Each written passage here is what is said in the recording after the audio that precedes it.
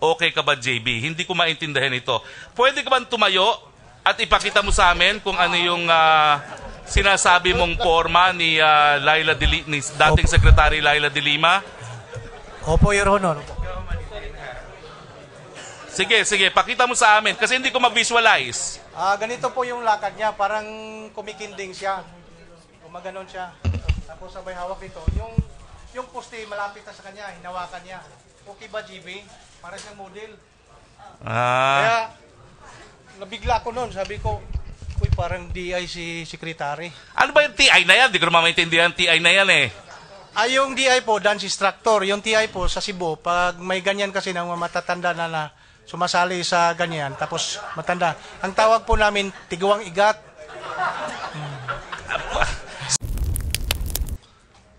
Whether or not there is a gun registered to Secretary de Lima and whether or not this has been transferred to one Warren Cristobal. Mr. Chair, Your Honor, we have to check that with the FEO. Can you and please we'll provide you feedback? Can you please provide us with a permit registered in the name of Secretary Laila de Lima and if it was transferred to one Warren Cristobal? Yes, Your Honor. Due to lack of time, let me go to Witness Durano. Witness Durano. Yes po, Your Honor. Nako, nakakatakot po ang testimonya nyo, no? Na unang-una po, itong sinasabi nyong Jaguar, ano uli ang pangalan nitong si Jaguar? Siya po si Jeffrey Diaz. At ang sinasabi nyo, siya ay isang naging drug lord din, no? Opo. Ganong kalaking drug lord dito? Sa buong Central Visayas po, siya po ang nangunguna. Now, meron din kayo sinabi na Kerwin Espinosa. Ang tanong ko, ito ba yung Kerwin Espinosa na naging mayor sa Leyte na ibinulgar na isang drug lord din ng Leyte? Ito ba yon? Correction po, Your Honor. Yung anak po, yung anak. Yung anak. So, ito yung anak. So, ito yung napabalita na kailan lamang nahuli at ito yung napabalita na rinireklamo ng ama niya na binabantaan daw ang buhay niya nung anak niyang drug lord na Kerwin. Yes po, Your Honor. Yan at po. kinukumpirma mo ba yung testimonya na itong Jaguar at Kerwin Espinosa ay nagkaroon ng mga transaksyon dito kay Ronnie Dayan? Opo. Si Kerwin po, hindi kasali. Between Jaguar lang at saka Ronnie. Jaguar and Kerwin. Ganong katagal itong relasyon nila kung naaalala nyo? Hanggang sa namatay si Jaguar, tuloy yung relasyon nila. So ilang buwan yan? Tagal po. Since nung lumaya siya, nung mga bandang, nung tumawag siya, yun, walang putol ng ugnayan nila. Napakalaki ng sinabi ninyong transaksyon nitong si Ronnie at si Jaguar. 27,300,000 pesos. Tama ba po itong halagang to? Opo. Paano nyo naman alam na ganitong kalaki itong halagang to? Dahil mukhang eksaktong-eksakto. May konting butil pa.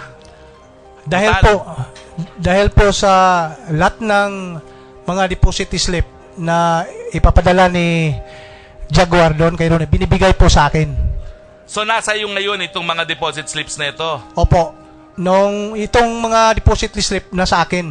Kaya lang nung nagkaroon ng mga searching doon, nakuha yan, nawala. Pero nailista ko po yan. Nailista mo? Opo. So ito yung mga numbers, kaya alam mo number, nilista mo? Opo. Okay. Now, may I know from the DOJ if they have already records of these bank transactions mentioned by the witness Durano? We will ask the AMLAC, Your Honor. Okay. Now, doon sa paragraph 17 mo, naiintriga ako, no? Sabi mo, kumuha ka ng 1.5 million, ibinalot, at dinala doon sa lugar ng mga komando. Tama, no? Yes po. Now, saang lugar sa Muntinlupa itong lugar ng komando, in particular ka nagpunta?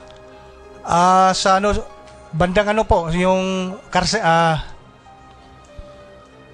Presidio side. Presidio side? Sa lugar mismo ng komando. May basketball court. Okay. Pero yung pinagpuntahan mo, nadala mo yung pera, ito ba'y doon mismo sa kubol ni JB o hindi? Hindi po. Doon po sa BTV3. Yung channel na ginawang opisina ni JB. Doon po. Okay. Kaya hindi ko maintindihan. Excuse me, may we recognize the arrival of Congressman Jericho Nograles. Thank you. So, Proceed, please. now, doon mo nakita si dating Secretary Laila de Lima. O, doon po. At doon mo binigay kay Secretary Laila de Lima yung kahon na merong 1.5 million. Opo, Your Honor, opo. Anong sabi niya sa inyo pagkatapos mong binigay yung kahon na yon? Wala po siyang sinabi. Tinanggap lang niya agad. Nung pagkakataon na binigay mo yung pera, sino pa yung mga tao na naroroon? Nandun si GB, Hanstan, at saka yung mga serving ni GB nandun. Si Ronnie Daya, nandun ba siya nung pagkakataon na yon? Wala po, wala. Hindi siya kasama. Ibig mong sabihin, nasa loob ng komando si dating Secretary Laila de Lima, wala man lang siyang security? Mayroon po, mayroon siya mga security. O, sino yung mga security? Kilala mo ba? Hindi ko po matandaan. Ilang mga security yan? Siguro mga 3 lang yung nakita ko doon. So, may kasama siyang 3 security. Oo, mayroon po. Ngayon, hindi ko lang maintindihan ano itong sinasabi mo na matapos iyon ay umalis ako, tapos habang papalayo, nakita ko na lumalakad siya na parang model papunta sa gitna ng poste na bakal, sabay hawak sa poste at kanyang scarf at nagsalita, okay ka ba JB? Hindi ko maintindihan ito. Pwede ka ba tumayo at ipakita mo sa amin kung ano yung sinasabi mong forma ni ni dating Secretary Laila de Lima? Opo, Your Honor. Sige, pakita mo sa amin kasi hindi ko ma-visualize. Ganito po yung lakad niya. Parang kumikinding siya. Gumaganon siya. Tapos sabay hawak ito. Yung poste malapit na sa kanya. Hinawakan niya. Okay ba, GB? Para siyang model. Kaya, nabigla ko noon. Sabi ko, uy, parang DI si Secretary. Ano ba yung TI na yan? Di ko naman maintindihan TI na yan eh. Yung DI po, dance instructor. Yung TI po sa Cebu, pag may ganyan kasi ng mga matatanda na sumasali sa ganyan, tapos matanda. Ang tawag po namin, tiguang igat. Sorry, hindi ako marunong magbisaya. Ano ba ibig sabihin nun? Sa Tagalog po, malanding matanda.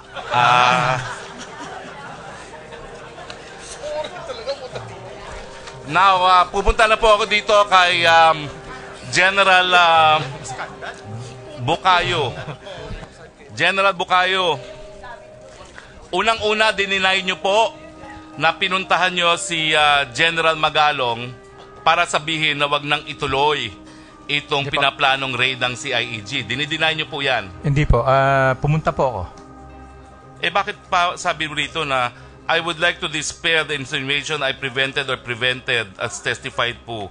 I have no power to authority. So pumunta ka. Pumunta po. Inaamin mo na sinabi mo wag na ituloy. Hindi po. Ang pagkakasabi ko po sa kanya ay nilinaw ko po. No? I went to the General Magalong to clear up things regarding yung operation because I have to tell him the terrain inside the Bucor. Doon po sa loob ng Bucor, pareho po nung nabanggit ko kanina, na sa maximum security compound, meron po tayong 14,000 inmate doon at that time, yung panahon Naku, ko. wala po tayong oras. Alam niyo naman, Apo. inuorasan ako. Yes, sir. Isang tanong, isang Yes, tagot sir. lang Apo. po. Nagsasabi ba kayo na nagsinungaling si General Magalong nung sinabi niya na pinatigil niyo yung raid ng CIDG sa Muntinlupa? Oo lang po, hindi. Nagsisinungaling ba ho si General Magalong? Hindi po. So, gusto ko lang po talagang sinabi mo itigil. hindi ko po sinabing itigil. Pero i-consider po, pag-aralan po mabuti dahil mas magkakaroon po ng bloody confrontation nito kung hindi mapag-aaralang mabuti dahil po sa nature ng sitwasyon sa loob. Dahil yung ating mga inmate doon, ang kukuning inmate ay hindi naman pong ordinary. They are embedded in the 14,000 inmate inside and they are not restrained. So, hindi nyo siya pinigil, pero hindi nyo rin sinabi na may sarili kayong plano kasamang NBI na gumawa nung kaparehong raid na pinagpaplanuhan ni General Magalong. Opo. Bakit hindi nyo sinabi? Gaya po na nasabi ko rin po dyan sa aking affidavit, nabanggit ko po yan nung isa sa mga meeting namin, tinanong ko po sa secretary kung sasabihan, I will inform, ako po nagtanong sa presence po ng NBI, PAOK, tsaka sa DOJ kung sasabihan ko yung CIDG. And sabi niya, no need. Pero nung nagpunta kayo para kausapin si General Magalong, alam nyo na magre-raid kayo, nahiwalay sa raid ni General Magalong. Opo, kasi po, pumuputok na ho yung mga aktibidades sa loob ng NBP. At at that time, marami na rin pong nagpaplano. Hindi lang po kasi si IDG, ASAP nagpaplano. So teka muna, ang BI, sinasabi nyo, hindi nyo siya pinigilan mag-raid, pero alam mo, may sarili na kayong raid. Opo, Yun ba ang gusto mong nagpaplano na rin sabihin? po kami at that time. So in other words, you were withholding information from Magalong.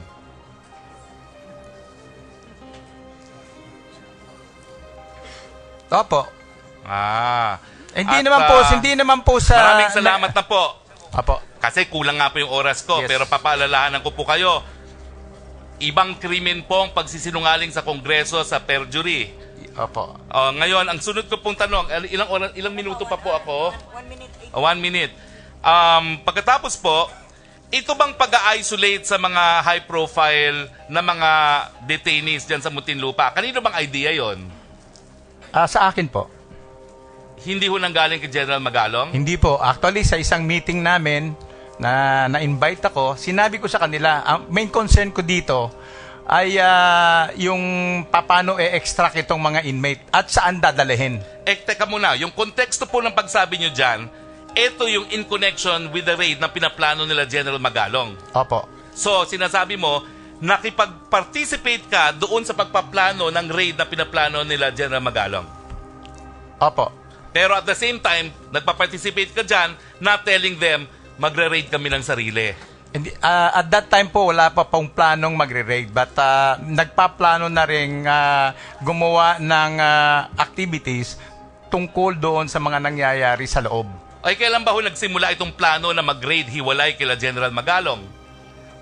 Hindi ko po maalaman kung alin po nauna. But I think nauna sila.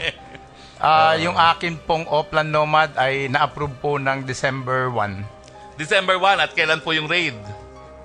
December 15 po. So, pero yung mga ina-attenda mong meeting with General Magalong na magkakaroon ng raid, kailan yon?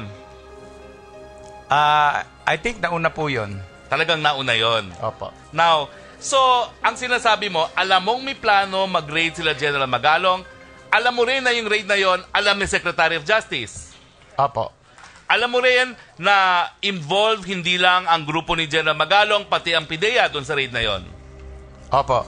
Now, ang tanong ko, bakit all of a sudden, sumama kayo, gumawa kayo ng sariling raid, at in-exclude nyo yung grupo ni General Magalong at PIDEA? Ako sa iyo, nagtataka lang ako dahil yung PIDEA sila yung lead sa droga. Bakit? Bakit nyo in-exclude?